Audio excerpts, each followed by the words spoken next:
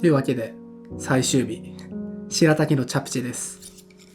なんかしらたきって何か作るっつったらやっぱチャプチェ出てくんなっていうところで、最後は、ある意味定番のものにしてみました。超簡単。いただきます。今回のしらたきはちょっと 200g になってます。300g のねしらたきがね売り切れちゃってて 200g しかなかったんで、1袋 200g ので作ってます。なので300g で作るともしかしたらちょっと味薄いと思います。なので醤油を大さじ1/2ぐらい追加してみて味ちょっと足してみてください。300とかでやるときはね、ちょっと味見してからこのまま食べてちょうどいいぐらいの味付けになってます。ご飯あってもうまいけどね、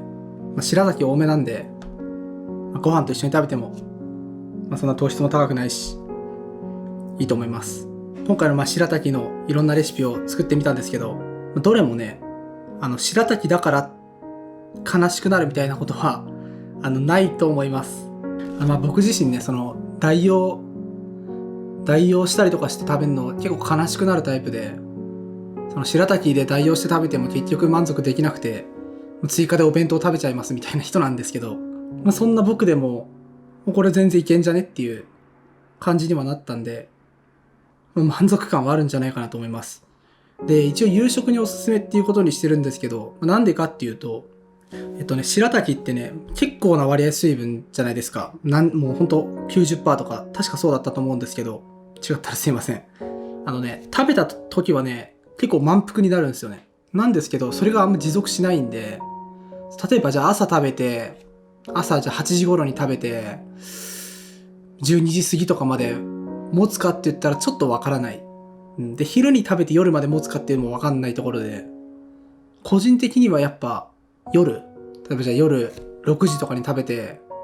もう寝る前だしっていうところで、寝る前ぐらいまでお腹空かないっていうところで罪悪感も少ないし、変にお腹いっぱいになりすぎて食べ過ぎた日とか今が重いみたいなのあると思うんですけど、そういうのがないっていうところで、夕食にいいかなっていうのは個人的に思ってて、なので一応夕食におすすめのしらたきたちですっていうことでやってみました。で、一応ねコンセプト裏のコンセプトとしてはやっぱ僕自身ね料理が好きで、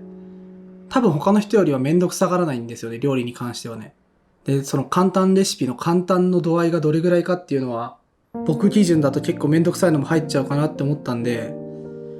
究極に僕が疲れてる日でも作ろうって思えるのを基準にしてやってみました。これぐらいでどうでしょうか。簡単だと思います、とても。で、どのしらたきも一応それ単体で食べても美味しい。てかそれ単体で食べることを考えて作った味付けなので、で、今週っていうか先週から今日までの1週間半ぐらいちょっとこの撮影には時間かけたんですけど、しらたきね3キロぐらい食べましたね。3キロか4キロぐらい食べてますね。ちょっと食べ過ぎかもしれませんが、そんぐらい食べました。全然嫌じゃなかったし、美味しかったんで、やっぱ夜いいなっていう感じはしましたね。きゅうりとトマトのやつとかも結構やってるし、塩ラーメンももうね、前回も言いましたけど何回も作ってるんで、結構満足感いく感じで良かったと思います。今日はっていうか今回の動画はしらたきたちでした。また次の動画でお会いしましょう。ぜひ今日の動画の感想などコメントしていただけると嬉しいです。では、ちょい辛というよりは激辛より、でも激辛ではないぐらい。この間のアンケートで何入れたらいいかなって質問してた器です。今回はこれを入れてみました。結構量できるんで、作り置きに近いんですけど、しらたきそんなに日持ちするイメージないんで、2日作った日と次の日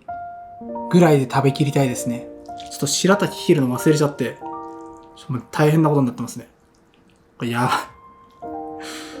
ばいっすね。で、サラダチキン使ってるんで、加熱時間も短いし、保存も効くし、食べたい時に食べられるよっていう。